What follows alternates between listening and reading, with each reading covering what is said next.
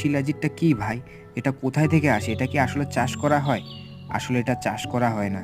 এটা পাহাড়েরই প্রকৃতির উৎপন্ন সেই শক্তিশালী ফলভিক অ্যাসিড, যা আমরা পেয়ে থাকি শক্তি যোগানোর জন্য।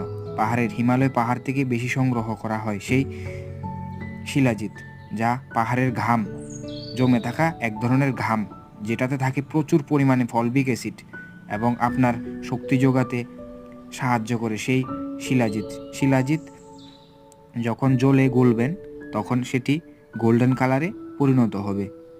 তো দেখতেই পাচ্ছেন আমার কাছে বেস্ট শিলাজিৎ হিসেবে কপিভা শিলাজিৎটাই আমার কাছে সবথেকে ভালো লেগেছে, যার কালার গোল্ডেন কালার।